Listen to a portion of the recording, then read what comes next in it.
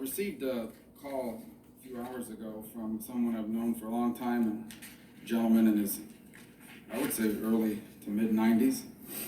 And he wanted me to stop saying that what we're facing is an unprecedented challenge. And I was taken aback. I mean, none of us have ever lived through anything like this or confronted a situation this painful or so dramatic. And so he challenged me to do something that I'd actually done a few years ago, but as it shows, even a few years erodes memory about things that happened long in the past. He challenged me to say, everybody's comparing this to the last time we had something like this. It required the nation to react like we did in World War II. And so it caused me to go back and look a little bit at the years before that great and bloody conflict. It's interesting, in the years leading up to 1941, President Roosevelt had an effort to pack the Supreme Court. And it was incredibly controversial. It ended up falling apart in 1937. It ended up falling apart, actually, because members of his own party turned against him. And it actually weakened him in what would that tail end of his second deal. President Roosevelt was so upset about what members of his own party had done to him that in 1938, he did something unprecedented at the time. He got involved in Democratic primaries and tried to take out members of his own party who had opposed him. Not only did he lose badly in that effort, I think he only won one of those seats that he went after. As a result of what he did, his party lost 6 seats in the Senate, 71 in the House, and ultimately, in this very chamber, a Republican, Robert Taft, was able to put together a coalition with conservative Democrats and basically block President Roosevelt's agenda, leading into 1940. Then in 1940, Roosevelt did something else that was unprecedented and highly controversial. He announced, although it was legal, that he was running for a third term. He was, at that point, defying a long precedent that had been set by the nation's first president. And then, to make matters even more interesting, his own vice president, who had turned on him on the court issue, he had to kick him off the ballot. In fact, he told them, if you nominate him as vice president, I will refuse the nomination. And ultimately, he was reelected on a promise, ultimately reelected by a pretty big margin, but he had to make a promise: I will keep this country out of war. This sets the stage going into November, December 1940. A president that had spent the last 3 years battling his own party, had seen his own agenda slowed and stifled, and then had to kick off his own vice president. After getting involved in primaries against his own party, he loses a large number of seats in the House and in the Senate, has a coalition form against him to block him, and then has to make a promise: we're not going to war. All the while, understanding that what was happening in Europe would eventually reach us, and he was preparing for war. And why he made that promise was pretty fundamental. Going to war was not popular in this country. Millions of Americans, particularly those at the time you couldn't really travel abroad, had no connections to Europe. They looked at World War I as a European war, and they looked at the Second World War as just another trick to get America sucked back into a war that had to do with Europeans and not with them. Prominent voices, chief among them, Charles Lindbergh, traveled the country, blasting the president as a warmonger in the strongest possible terms. There was actually a student anti-war movement. Now, not as many people went to college at that time as did in the 60s, but it was really a precursor to that very movement. Why? Because these young people in college were the ones that were going to be sent to war if there was one, and they wanted no part of it. And then, in the blink of an eye, at 7:48 a.m. on the 7th of December, 1941, the Japanese attacked the U.S. naval base at Pearl Harbor. They sunk 4 of our battleships. We lost almost 200 airplanes, and 2,300 Americans perished on that very day. Even to the end of the war, it remained the third bloodiest day of that very bloody conflict. America was not ready for war. They had started a draft by a one-vote margin. They were able to vote it into place. They have begun some basic rearmament, but we had lost a significant percentage of our Pacific fleet. And frankly, to this day, there are legitimate questions, not about whether the Roosevelt administration knew in advance that this was happening and allowed the attack to happen. No, those are conspiracy theories that they should have known. This was a massive intelligence failure. In fact, up to 30 minutes before that attack, the ambassador to Japan was here negotiating with the United States over an oil embargo. And America, by the way, was not a society at peace. This was a nation deeply divided, a segregated nation that discriminated against citizens of color. There were very serious labor disputes going on throughout the country. Many still wore the scars of a deep and painful economic depression. And yet, in the blink of an eye, this nation was confronted with an enemy and had no choice but to put aside all that had happened to that point. Everything, all the problems they had with the president, all the problems they had with each other. Even those Americans that had been discriminated against were willing to do that. Tremendous testament to the contribution they made to the effort to win that conflict. And in the blink of an eye, literally every aspect of American life was changed overnight. Think about it.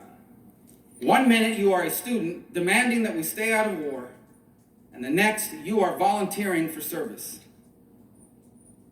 1 minute you're a housewife, you're a retiree. The next minute you're back at work, or at work for the first time in your life at a factory, making munitions or something else needed for the war effort. School kids, children, were put to work in farms because so many people had left farming to move and fill the industrial jobs, because the men that would have otherwise fulfilled those jobs were now wearing a uniform and dying by the hundreds every day, and then by the thousands all over the world.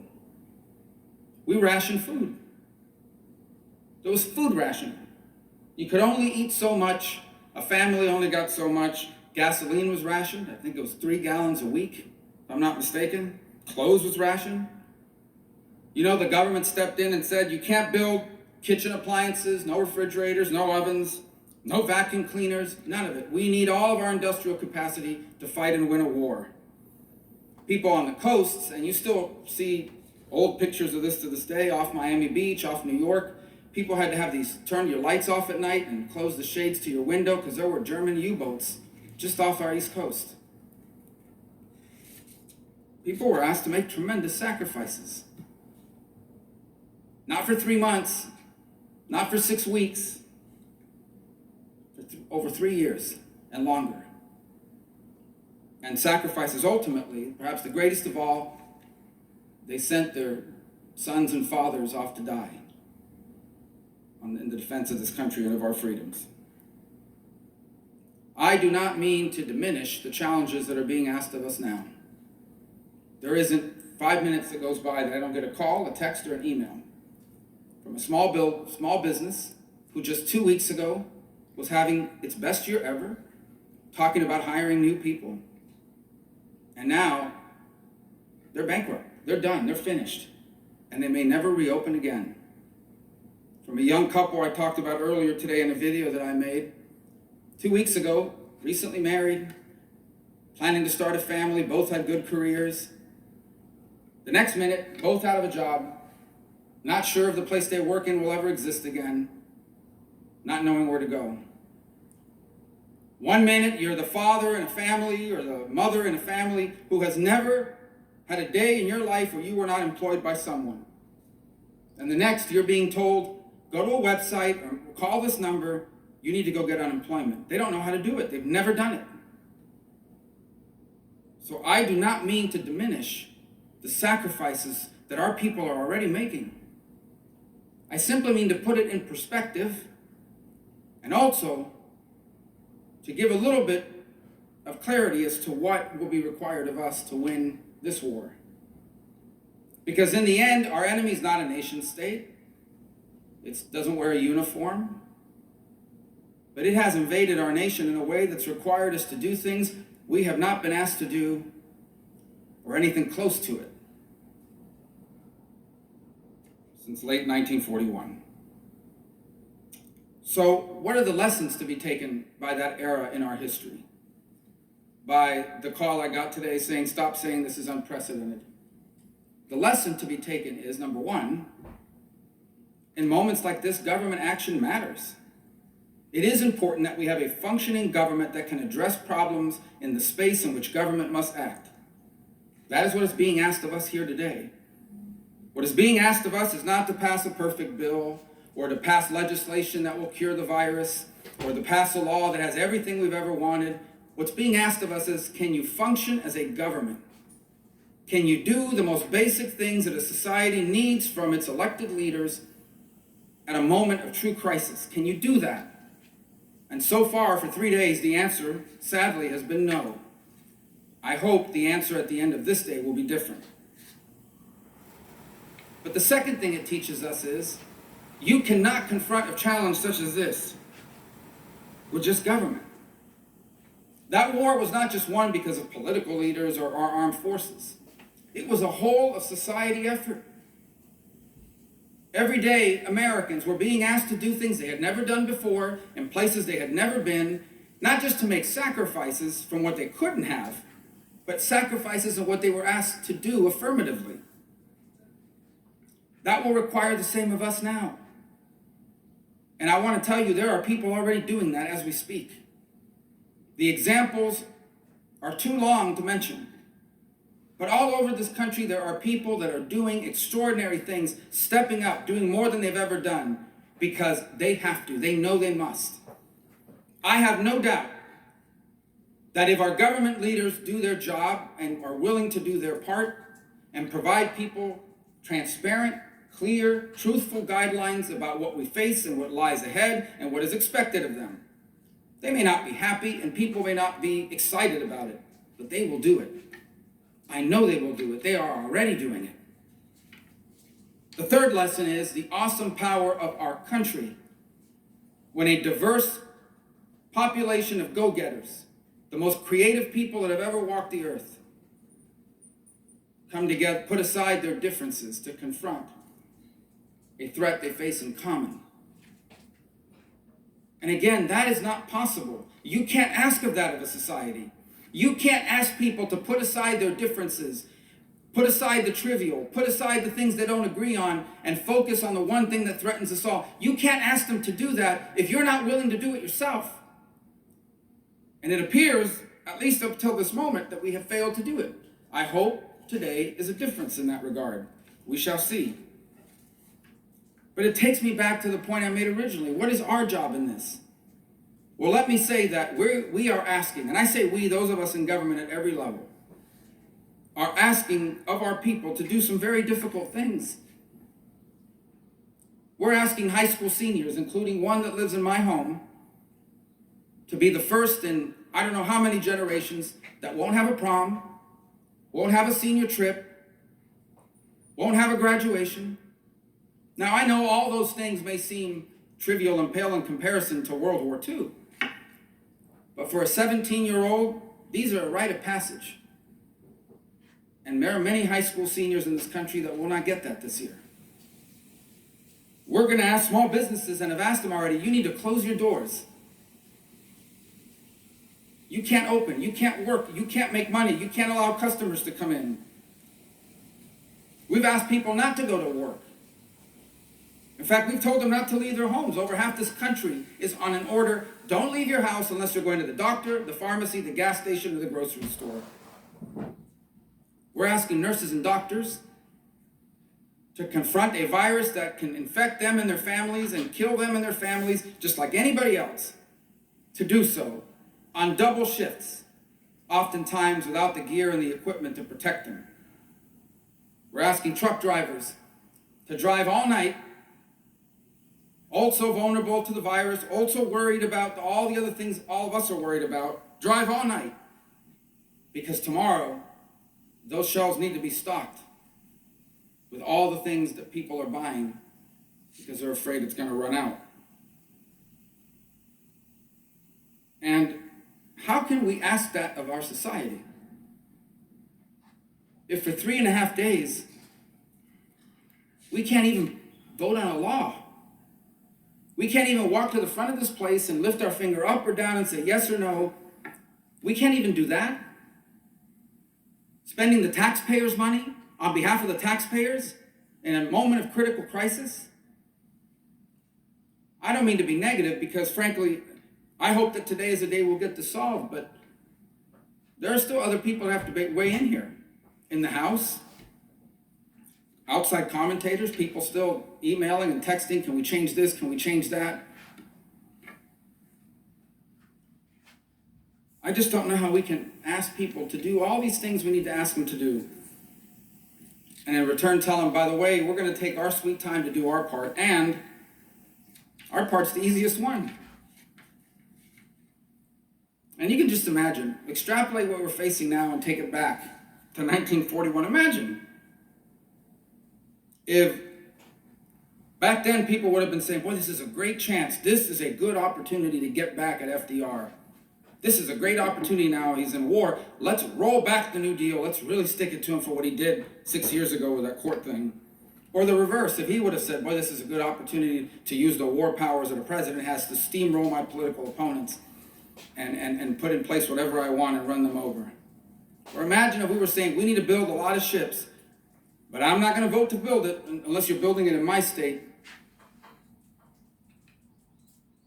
I don't want to go any deeper into that because I don't mean that to say that some of the issues that people raise around here are not legitimate issues. They are.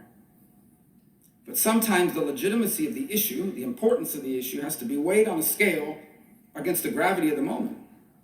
And I would say to you, if we were dealing with permanent policy in a normal course of business, or even in a moment of a cyclical economic downturn, we'd have some weeks to make some of these decisions. We've already taken too long. People got laid off today. People will be laid off tonight, and tomorrow, and the day after, and for days to come, even if we pass this bill. Imagine if we don't.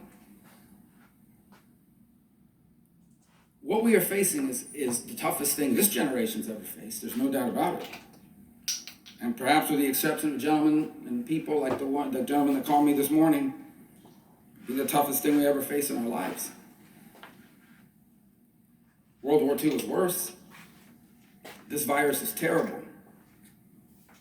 But it will not last as long or kill as many people as that war did. But it will kill far too many people and last far too long. But it will last longer and kill more if we don't take action now. And that requires everyone to finally wake up and realize this virus doesn't care who you voted for in the last election. It doesn't care what you write on Twitter or what snarky remarks you come up with in your commentator moment on cable news. It doesn't care about any of that stuff. It doesn't care who you plan to vote for in the next election. It will infect you. It will kill you. It will kill people you love. It will kill members of your family. It will disrupt your community and your economy. It doesn't care about any of this other stuff.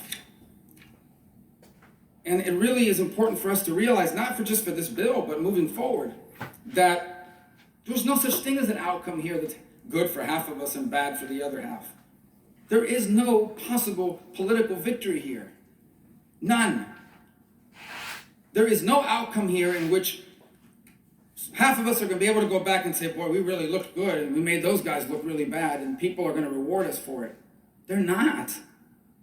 I promise you that when someone has lost their job and doesn't know where they're going to go and are stuck in their home and their lives have been turned upside down and a member of their family is in intensive care and they wind up at a hospital that's been overwhelmed and they can't care for them, they are not going to be, the last thing on their mind is going to be partisan politics or pre-existing differences.